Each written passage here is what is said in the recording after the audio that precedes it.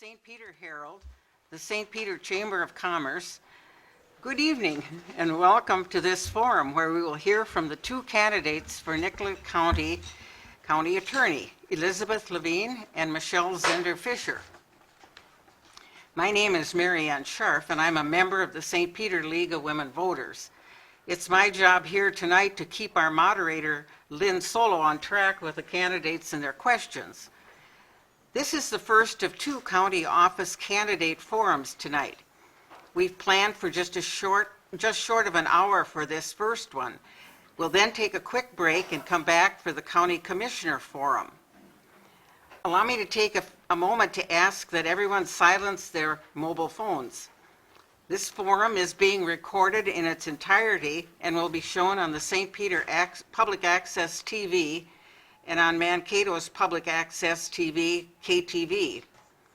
Anyone wishing to record this on their private mobile phone is asked to do so in a manner that does not block the view of anyone or cause disruption. At this point, I'll turn the forum over to our moderator, Lynn Solo, who is the president of the League of Women Voters of St. Peter. Thank you, Mary Ann.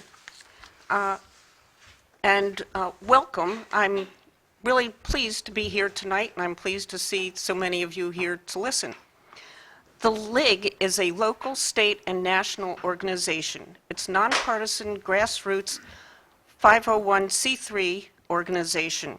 We promote the active and informed involvement of the public in the voting process.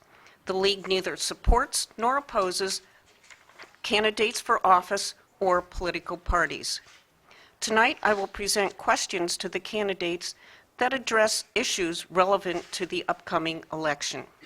Questions have been submitted online by the public and also formulated by the League and its co-sponsors, the St. Peter Herald and the St. Peter Chamber of Commerce.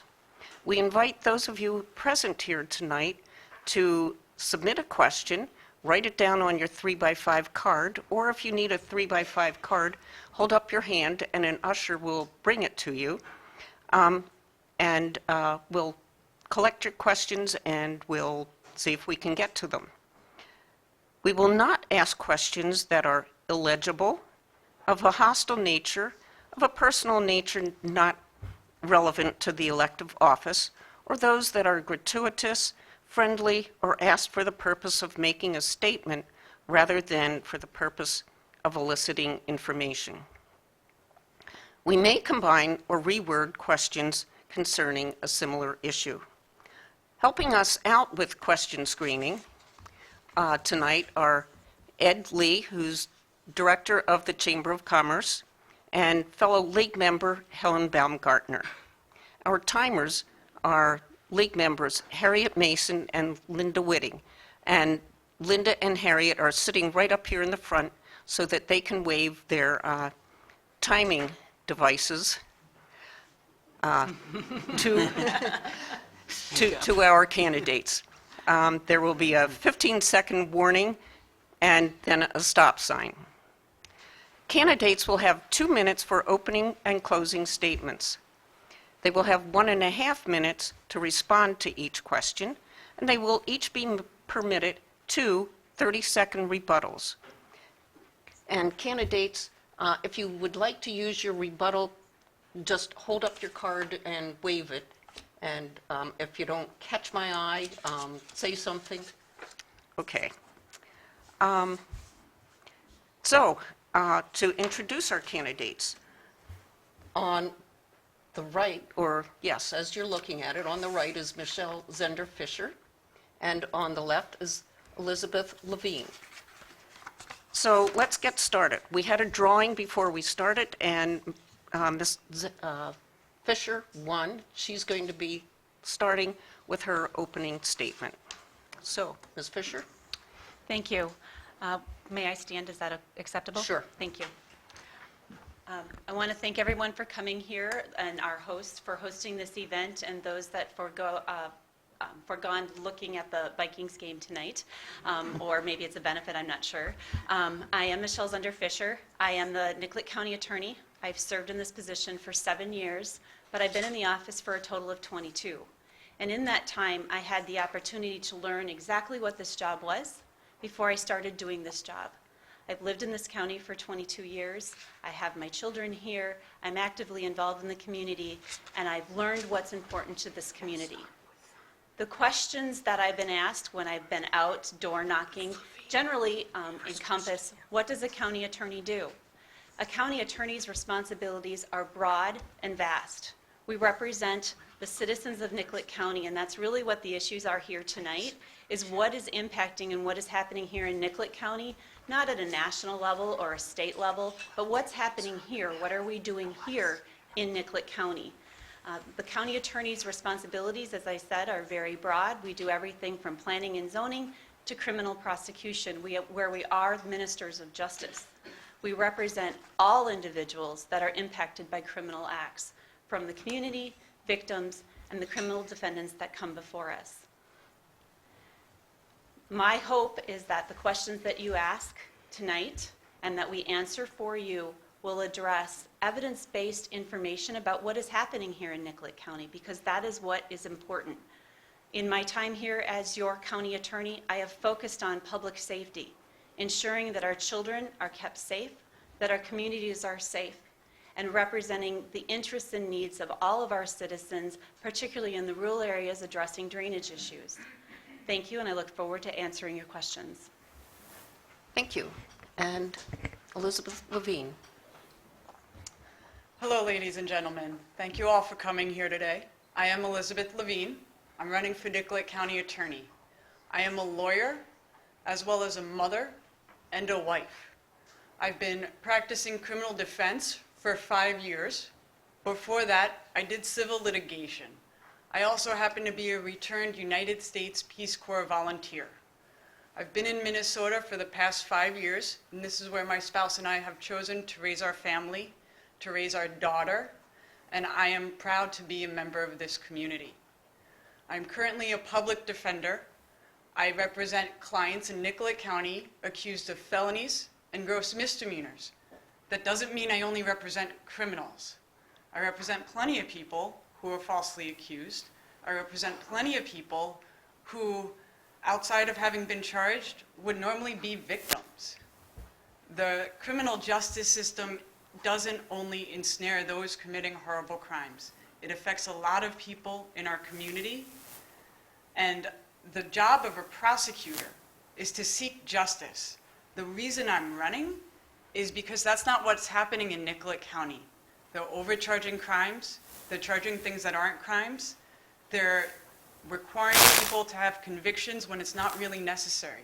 Not every wrongful act is a crime, and not everyone deserves to be convicted of everything.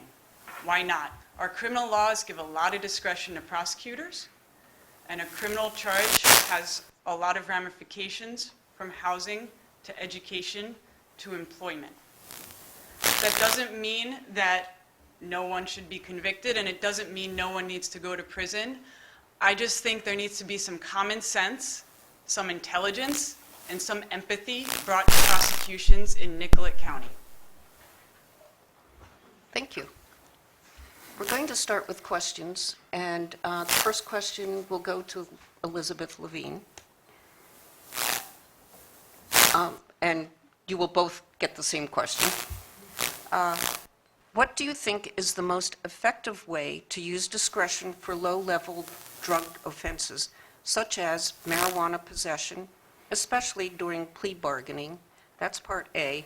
Part B is, what are your views on drug court, which is now called something different? Treatment court. Yes, okay. Okay. For low-level marijuana possession, a lot of times it's going to qualify as a petty misdemeanor, which is not a crime. And certainly, given that marijuana is legal in other states, there can be some discretion in how much those charges should be pursued. As far as if they rise to the level of gross misdemeanors or felonies, the law does require first-time offenders to be given a chance to go on probation, and if they complete probation, to have no conviction on their record. I'll also note that putting people in jail and prison does nothing to the drug problem.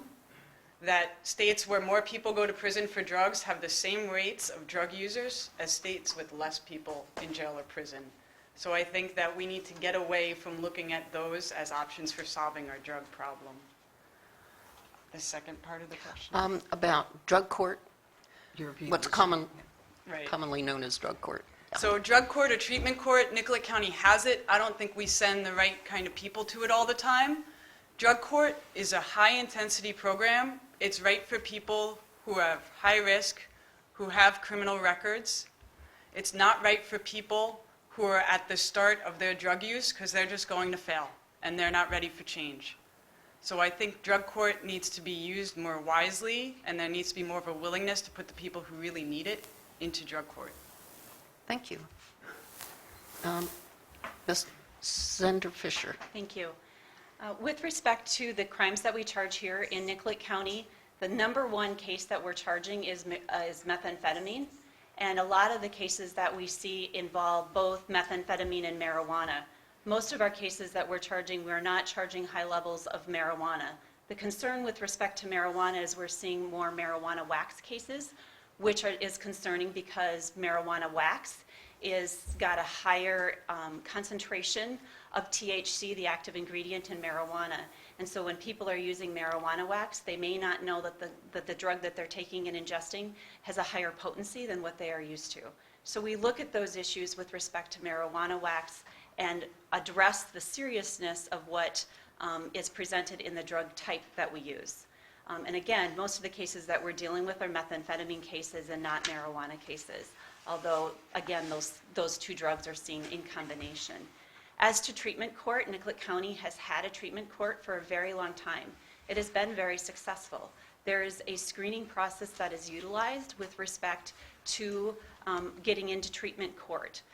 If I could see one thing changed, I would like to see us utilize treatment court for those younger offenders, simply because they're at a better intervention point to ensure that they are not utilizing or losing more of their time and their life to drug use if we can intervene sooner in treatment court. With respect to convictions coming out of drug court and addressing drug court, I'm being told to stop. I will indicate that most of the individuals that we charge, over 50%, don't end up with a conviction because of the stay of adjudication. Thank you. Thank you.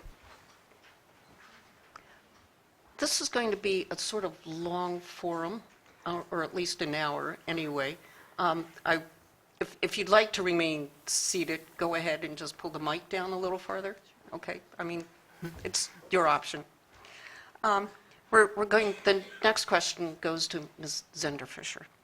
What process would you use to ensure diversity, equity, and inclusion in carrying out your responsibilities? Thank you. With respect to including diversity, one of the things that we did a year or so ago is that we organized a cultural awareness training, and it was offered through the county, through the city of St. Peter and the city of North Mankato, where it was a series of trainings about cultural awareness and diversity to bring that knowledge into the community. I have always had an open door for anyone to come forth and have conversations about issues impacting our underrepresented individuals. And certainly we're starting to see that with respect to our Somali population, where leaders of that community are participating in some of the criminal cases that we've prosecuted, either on behalf of the victim involved in the case or on behalf of the defendant. And they've asked to speak to our office about the issues that are impacting the community. We've met with them, we've listened to those leaders, and then utilized that information to address the criminal case that's before us. The other thing that we are doing is I applied for a grant last year for a victim witness coordinator, and we're successful in getting that grant. And part of what we are doing is having a stakeholders group to address issues, and we're looking at how do we better serve the needs of our underrepresented individuals, and we have representatives of those communities on this stakeholders group. Thank you. Ms. Levine. Okay. To ensure diversity and inclusion, Right. I wouldn't just have an open door. because sometimes people aren't necessarily comfortable coming to the chief prosecutor in a county. So I would go out. I would go out to the Somali communities, go out to the communities of immigrants, go out to communities of color, and speak with them. Because we know there's a race problem in the criminal justice system that's not just here, that is everywhere. And the only way we can address it is by discussing it and being honest about what's going on and why. Communities of color do not commit more crimes than white communities. They just get caught more, and they get penalized more. And we need to start addressing that, because that's not fair, and it's not justice. And so I would want to make sure that everyone in my office had training. I would want to make sure that the police departments weren't only looking in certain communities and weren't only patrolling certain communities. And I would also keep statistics on our prosecutions, on truancies, on chips, of who it is that we're involving in these cases, to make sure that we are being fair, and to make sure that no one is being singled out in the community. Thank you. We're going to start with Ms. Levine. Some law enforcement and county attorney offices have publicized their policies, protocols, and procedures, and quarterly statistical demographies. Would you consider publicizing these or similar measures? County attorney is a public office. Yes, we should publicize data. We should be keeping the data, and we should be transparent. It should be possible for the public to get the county attorney's full, actual, and followed policies on the website. And those policies should represent what the county attorney's office actually does, not just what it says it does. The community needs to be able to trust the person in charge of putting people through the criminal justice system. And the only way to do that is to be open and honest about what's going on. Thank you. Ms. Zender-Fisher. Thank you. With respect to putting those numbers on, I've looked at that issue. Part of the problem is that that data is not readily available within my office. For example, if I wanted to publish the data, the race data on traffic tickets, the traffic tickets that we receive from the various law enforcement agencies do not reflect race. So we do not have that information. We do not have the information on every single police report that we receive. And so we don't have that. What we do have, however, is the Minnesota court system does have that information. And that information shows that Nicollet County, for example, has a higher rate of, when you look at the charging of white or Caucasian individuals at a state level, the felony prosecution is only 51% of Caucasian individuals. In Nicollet County, we're at 69%. So we're above the state. We're not showing the same diversity. Again, I want to look, or we're showing that we have a higher percentage of not showing that racial disparity. And again, I want to bring it back to what's happening here in Nicollet County and not using national and state issues. This is about Nicollet County, and those numbers at a statewide level do not show what is being alleged with respect to improper practices by law enforcement or even my office. Thank you.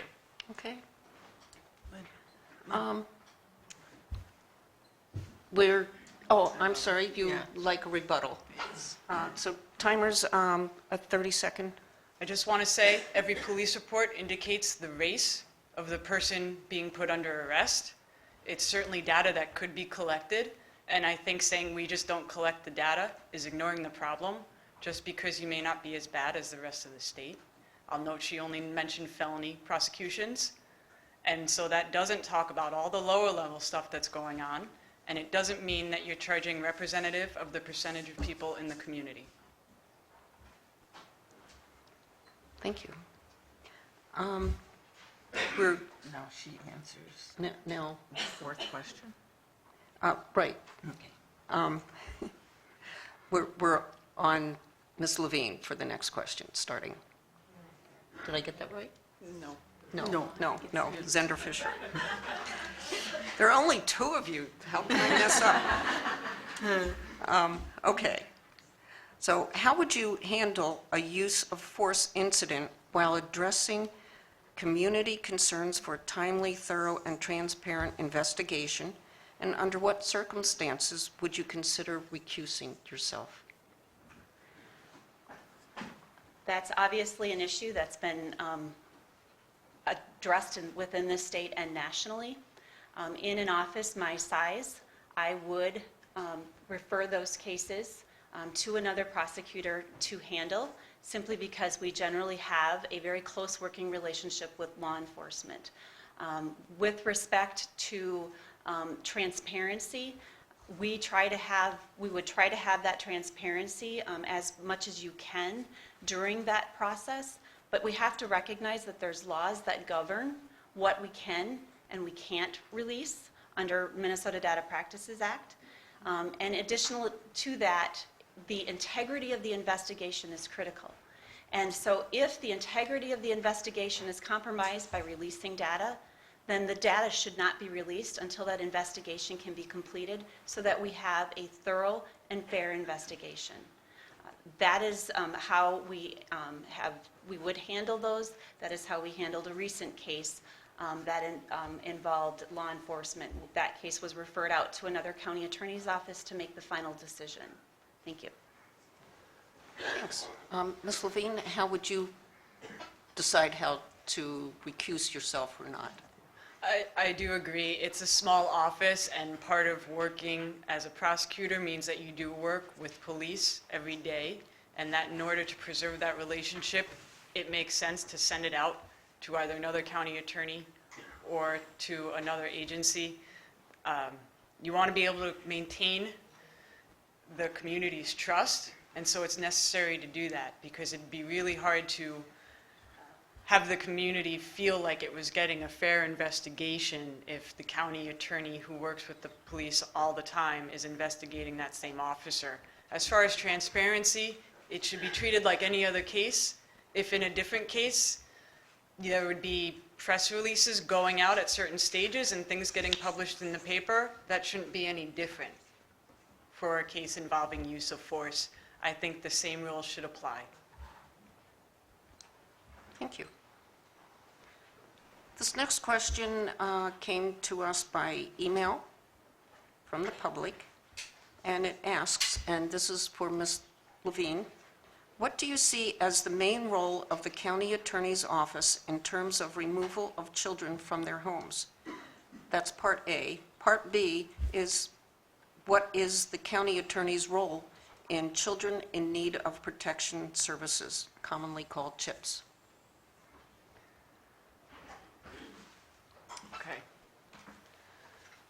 The county attorney works with human services in terms of CHIPS cases. Now, starting with removing kids from the home, that's usually done by the police, but I think often there is communication with the county attorney.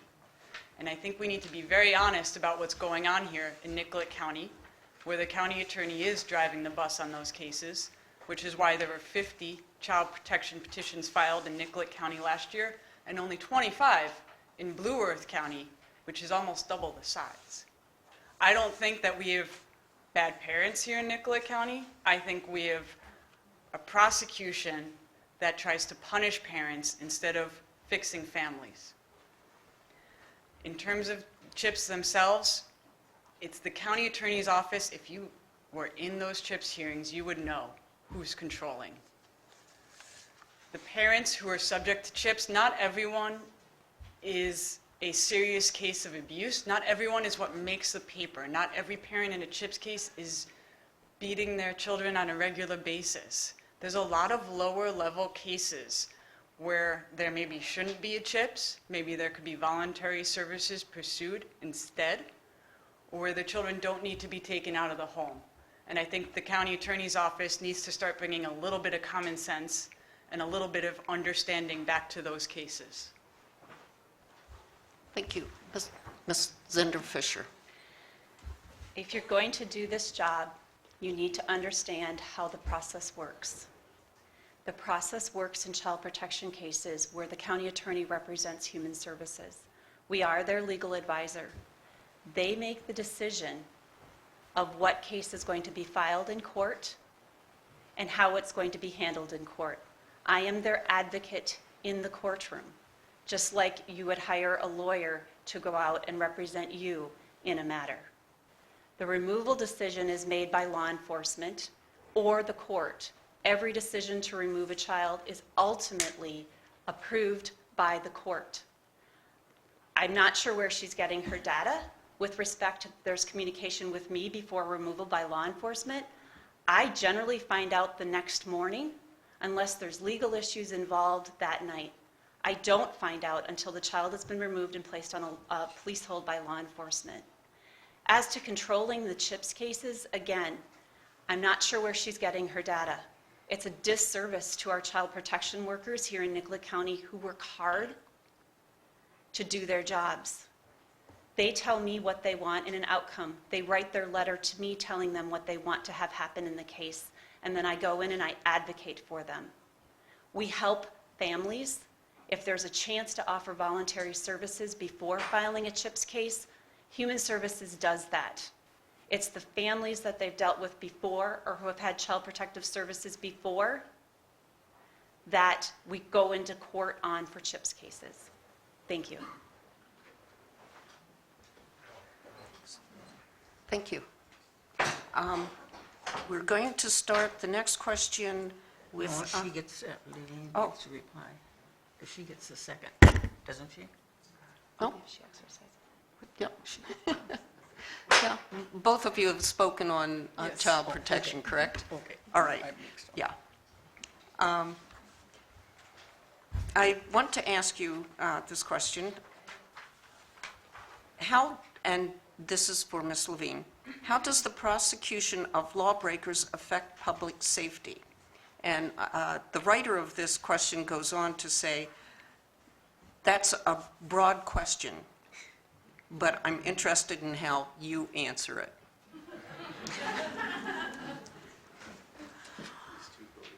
Okay, how does the prosecution of lawbreakers, so by saying lawbreakers, let's assume someone's actually guilty of something. The prosecution has a role in keeping the public safe. It can decide whether or not to require bail or request that a judge keep a person who's charged in jail, bearing in mind that everyone who is charged is presumed innocent unless and until proven guilty. But the prosecutor also shapes the plea deals. Over 95% of cases resolved by plea. Oftentimes, those include negotiations about jail and prison. Most of the time, that's not up to the judge. So in serious crimes, person offenses especially, jail or prison might be the answer because you're just trying to protect the public. In other cases, you look to probation options. You look to getting people to treatment. How does that protect the public? Well, if people stop using, their rates of committing crimes are going down. I don't just mean crimes of possession. I mean burglaries and thefts that come out of addiction. Or maybe you use probation to keep them on a requirement that they remain sober. Less alcohol use means less domestic abuse. It's just the way it works. So the prosecutor's role in shaping those decisions and putting those things in the plea petition is to help keep the community safe while also making sure justice is done. Thank you. Ms. Zender-Fisher. Thank you. The prosecutor's role in keeping the community safe is looking at the crime, looking at whether jail or prison is necessary, and then ensuring that part of the sentence or the terms of that person's sentence will then be utilized to ensure they don't come back into the system. So that might be treatment, that might be mental health counseling, that might be monitoring. Again, I want to bring it back to Nicollet County with respect to bail numbers. Our jail census on an average is about 13 people in jail on a daily basis. Most of those individuals have been sentenced or are being housed by being housed for other agencies. So first of all, we're not unnecessarily holding people in jail on bail. Second, with respect to deciding plea agreements, our judges here in Nicollet County aren't bound by our recommendations with respect to jail or prison. They make their own decisions. And in fact, they say they won't be bound by those decisions. Oftentimes, the discussion about what the jail sentence or the prison sentence will be are initiated by defense counsel wanting to know what their clients are looking at. We do have the ability to look at whether somebody should go to prison or not go to prison. And in that circumstance, there were 22 individuals that could have, based upon their criminal history score and the sentencing guidelines, that could have gone to prison. But in Nicollet County, 11 of those individuals that could have were not sent to prison and were looked with treatment options. Thank you. Okay. Ms. Levine would like a rebuttal. I would just like to say judges like to respect plea agreements, because if we don't think judges are going to respect them, then people are not going to enter them. The judges tend to follow plea agreements. They never have to, but they do, because that's how the system works. And I'm wondering, with those numbers Ms. Ender-Fisher just handed out, how many of those were agreements to not send people to prison versus arguments that the prosecutor didn't agree with? Staying a little bit on jail terms versus treatment or such, and this will start with Ms. Ender-Fisher. What changes, if any, do you feel are needed to the bail bond system, and why? Thank you. In Minnesota, everyone is entitled to bail. So unlike the federal court where somebody can be held without bail, in Minnesota you're entitled to bail. Bail is determined by looking at public safety and whether they're going to come back to court. In Minnesota, I'm a member of the Minnesota County Attorneys Association. One of the ways that we can impact statewide is to partner with changes to the criminal justice system. And one of the things that is currently being rolled out is a pretrial release bail evaluation form. The county attorney's office served on that group that looked at this tool that will give judges a standardized evidence-based practice of how bail is set in Minnesota so that it is set statewide consistently. So the judges always have to look at public safety and impose terms that will help protect public safety. Here in Nicollet County, our judges frequently, and we frequently support, that the individual can be released without monetary bail, provided that they are on an alcohol monitor or they're on regular and routine testing to ensure that they are remaining sober, because that is in fact what protects public safety, is if they're maintaining their sobriety. Often the more serious the case, the higher the bail, and then they are not released on their own recognizance or conditions. There's monetary bail to address those serious cases, but public safety has to drive that decision in the interim. Thank you. Ms. Levine. Okay. The bail system here in Nicollet County isn't terrible. A lot of people do get released. The problem is with some of these metrics that they use is they end up targeting the poor. These standardized systems, it is great that we should have a uniform system across the state. But a lot of things that they look at are homelessness, how recent job changes were, how steady the situations are.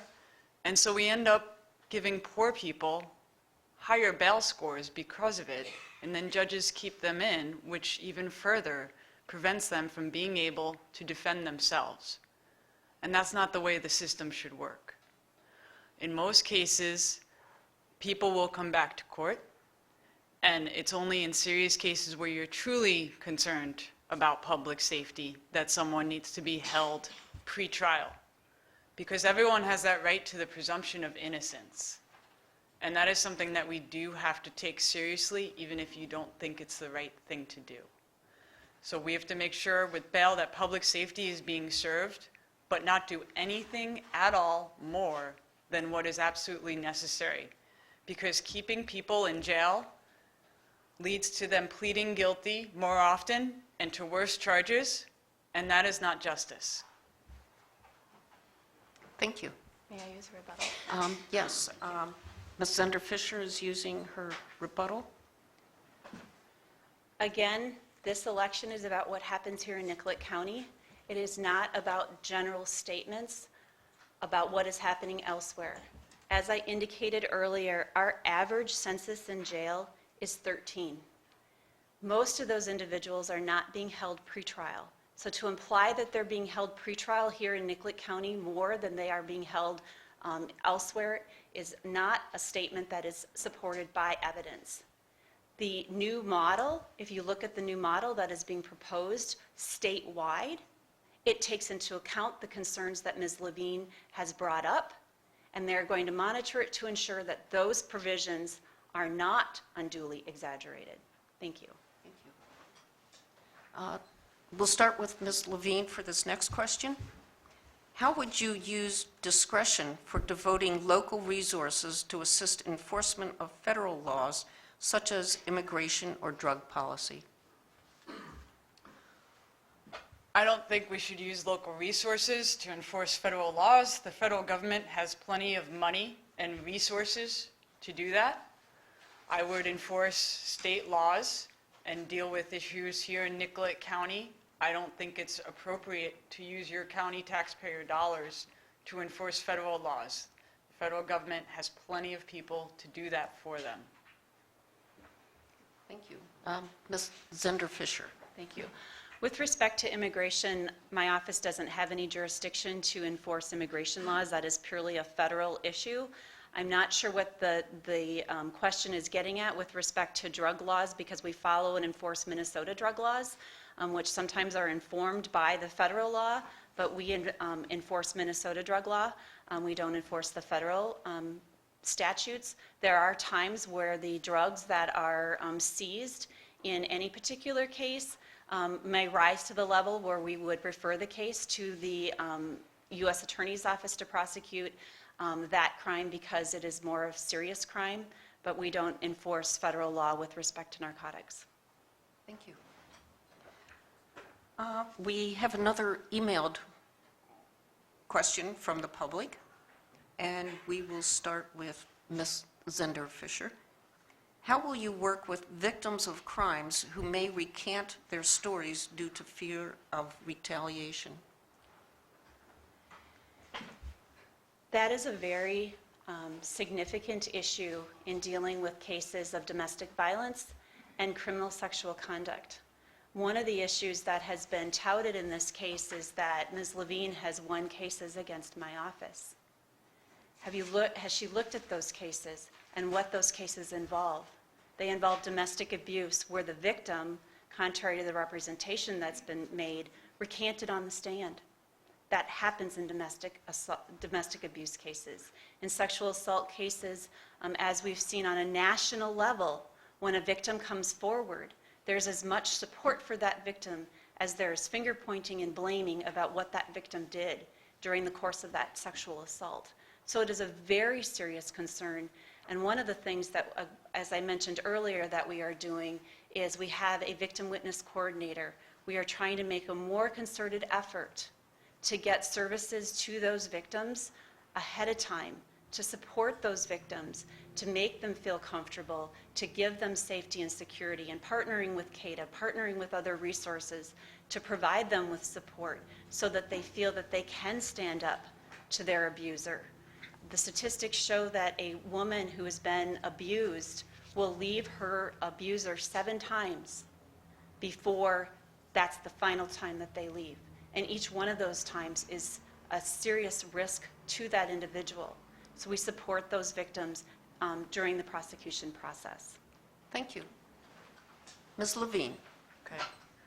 I'll just start out by saying the case Ms. Zender-Fisher referenced, I'm actually pretty sure my client was the victim. She was generally the abused party in the relationship. The police were familiar with the couple, and then her abuser called the police on her, made some very serious claims. Throughout the case, those charges changed, and his story did change, and he did recant part of it in the days leading up to trial, and then he recanted the rest of it on the stand. But to say that I was representing the abuser is really not appropriate and may be reflective of some of the issues that I have with the county attorney's office. What do you do with the victim who's afraid? We have resources. We have CADA. You can't always fix the problem, and you can only talk to people. You can actually have a discussion with this person who you're looking at as a victim, find out what else is going on, See if you can get them resources, give them assurances, try to promise them protection. It's not always going to be possible. We haven't found a solution to domestic violence. We've got to keep working on it. But what we can do is hear people out, not bully them, and actually get their input and truly listen to them. In cases where the victim has recanted, you have to look at whether or not they will testify, how they'll testify, and what other evidence you may have.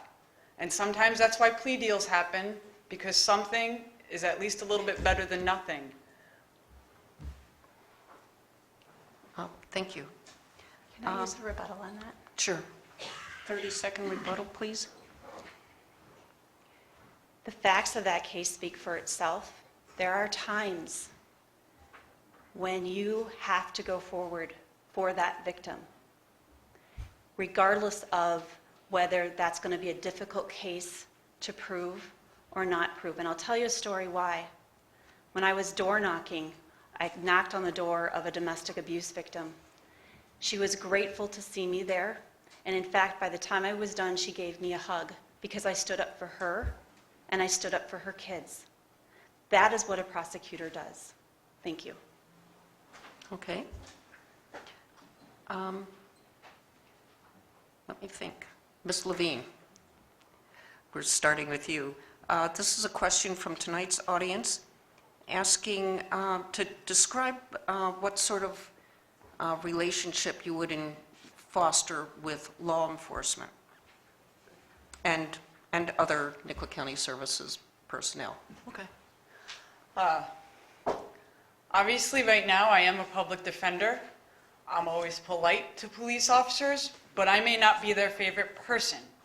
It's my job to poke holes in their cases. Sometimes I'm not doing that. Sometimes an officer gets on the stand and really I don't have much to ask them because their story or what they're reporting isn't what's at issue. I would work with police officers.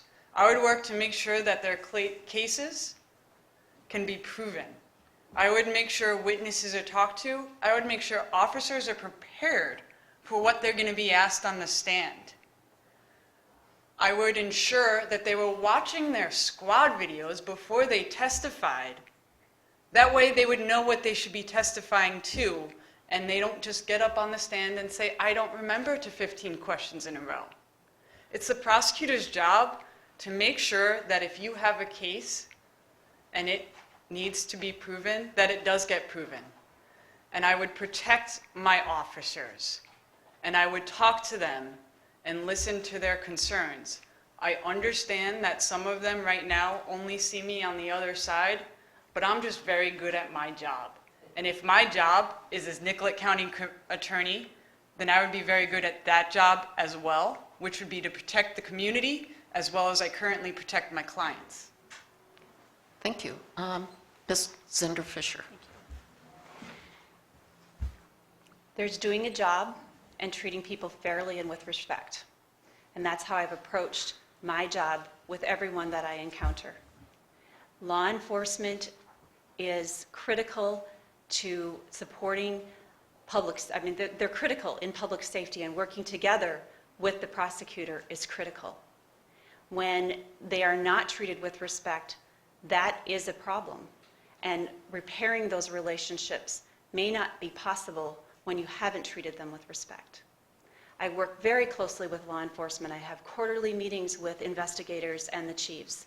I talk to law enforcement. The steps that Ms. Levine talks about preparing officers, making sure cases are prepared for trial, those are all things that my office does on every single case.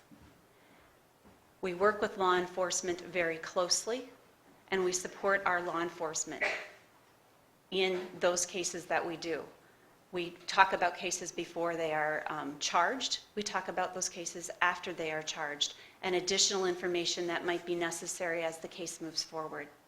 But working with law enforcement is critical, and I've been endorsed by the law enforcement unions here in Nicollet County because they have faith and trust in the services that I have provided to Nicollet County for 22 years. Thank you. Ms. Levine, That's right. Thank you. I'm glad you're keeping track. Ms. Zender-Fisher. This is another question from our audience tonight. How much discretion does the county attorney have in whether or not to charge juvenile offenders and whether or not to issue CHIPS petitions? That question goes to two different issues. Juvenile offenders, I'm assuming what that means is juvenile delinquency offenders, so criminal acts committed by juveniles. Yes. Most of those cases come into our office on citation that's been issued by law enforcement, and we look at those citations to determine whether or not the individual is eligible for diversion, unless it's a felony level case, and in those cases we file formal petitions where we draft the charges. And so we look at whether that individual needs to be charged or not charged, and whether there's a criminal act that happens there. With respect to CHIPS petitions, again, my job in that role is to represent Human Services. So again, Human Services prepares the petition, and then if I believe that there is the statutory basis to bring that petition based upon what they submit, then I file that CHIPS petition. Sometimes there's conversation. Nicollet County has a child protection team that is made up of law enforcement, school officials, a number of professionals that we talk about cases that are troubling, where families are struggling, and determine whether or not we need to file a CHIPS petition or not. Ultimately, though, if Human Services brings that petition to me and they want me to file that petition and there's a legal basis to file that petition, then I move forward on that petition. There's sometimes discussion ahead of time before we file that petition, but they bring the petition to me for filing. Thank you. Thank you. Ms. Levine. Okay. How much discretion does the county attorney have in charging a juvenile? Well, as much discretion as the county attorney has in charging adults, so pretty much all of it. Juveniles are different. We don't charge them the way we charge adults. They don't have some of the protections of the adult system. They don't also have some of the ramifications of the adult system. And the reason is they're kids. I think we need to take a little bit of a better look of what we're charging, how young these people we're charging are, and look more to the situations leading up to these charges and whether or not it's appropriate to charge a juvenile with a crime that might require them to register as a predatory offender.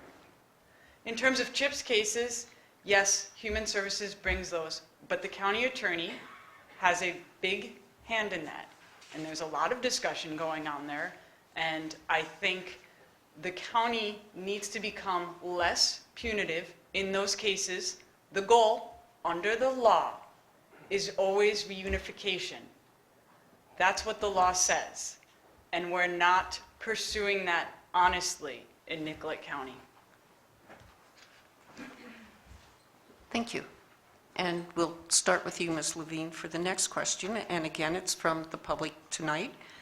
They'd like to know, do you have a role model?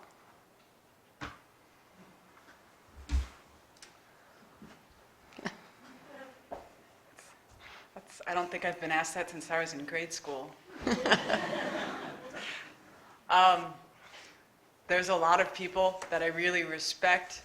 I have a lot of respect for Larry Krasner, who is a prosecutor in Philadelphia. I have a lot of respect and try to follow some of the work of my fellow public defenders. I don't think I have just one role model.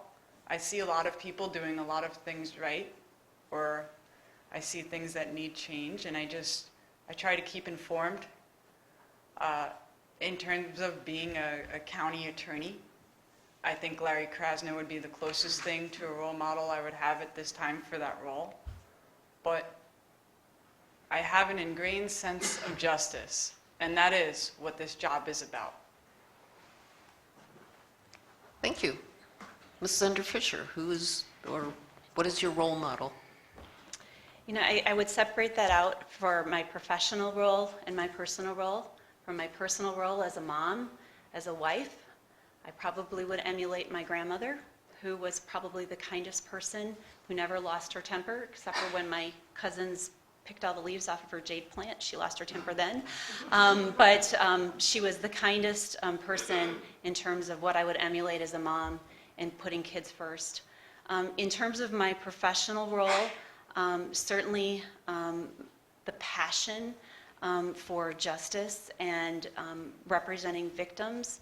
I learned a lot from my predecessor, Mike Riley, in terms of how he approached those cases. And I would look for some of the role models that I had as a prosecutor in pursuing justice on behalf of everyone that's in the criminal justice system. Heard a lot tonight about how changes need to be made in the county attorney's office for the betterment of the defendants. And we have to look, and we do look, at what's right for criminal defendants. But what we haven't heard a lot about in what needs to be changed is how we represent victims.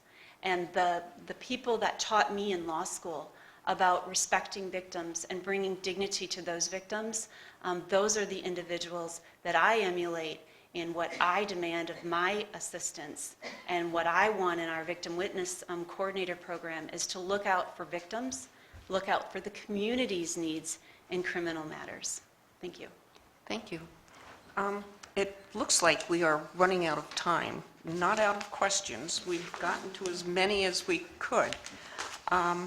So we're going to need to go to final round of comments, your closing comments.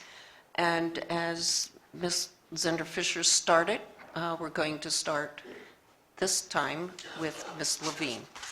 So you have 2 minutes to chat. I want to thank you all for taking the time to come here today. All the law enforcement officers and attorneys, as well as general public. I'm running for county attorney because I believe in Nicollet County and I want to protect this community. And I don't want to only protect defendants. There are victims and they need to be respected and listened to. But that doesn't always mean throwing the book at everyone we charge, because in the end, that hurts the community. Putting people in prison and jail unnecessarily costs a lot of money, takes away people from their families, prevents people from getting jobs, future housing, and education. So the punishment needs to fit the actual crime, not some trumped up version of the facts. And in terms of law enforcement, I think Nicollet County law enforcement does a very good job, but there are a couple cases where the facts sometimes need to be looked at again, and there needs to be a willingness to consider new evidence that comes in. I am running because you deserve a county attorney who acts with empathy and common sense and can protect the public without being punitive and without seeking retribution. Thank you. Ms. Zender-Fisher. Thank you. I've lived in this county for 22 years. I've served as your county attorney for 7 years. I have served this community not only in my professional role, but in multiple community service activities, from providing backpacks to children in need, to serving in Lions Club, to serving on a school trustee foundation. Those experiences here in Nicollet County have given me insight as to what this county wants. Not what is at a national level, on a national platform, not on what Ms. Levine has indicated she believes is needed. But I've heard what you want as citizens. I've knocked on a lot of doors. I've heard what people have had to say in knocking on those doors. What people are telling me is that they want people held accountable, they want to feel safe in their community, and then they want services offered so they don't come back.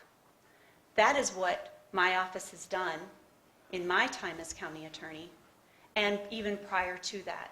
We have supported treatment efforts. We've supported rehabilitation efforts. But we hold people accountable for the decisions that they make. And in order to know what this community wants and what this community needs, you need to be involved in this community. You need to be interested in what's happening here. And I've done that time and time again by being actively involved in this community, not only in my professional role, but also in my personal life, of living here, not just right after I filed for election, but before I became county attorney. I am committed to this community. I'm involved in this community. I hear what this community has to say. And that is the role of the county attorney. And as this election goes forward, I urge you to ask for factual support for the statements that are being made about what my office is or is not doing. Thank you. Thank you both. Elizabeth Levine and Michelle Zender-Fisher, our two candidates for Nicollet County Attorney. I want to thank the audience for being here tonight. It's good to see so many here. I'd like to thank our co-hosts, the St. Peter Herald and the St. Peter Chamber of Commerce. Thank you very much. Thanks to my assistant here who's kept me on track, and to our timers, thank you. Also to Tony, who's behind the camera. So we're going to take a short break. For those of you who would like to stay and listen to the commissioners, it's District 2, which is pretty much the southern part of St. Peter, and District 4, which is part of Upper North Mankato and a little bit of the outlying township. So thank you, and we'll reconvene in about 5-10 minutes. Thank you.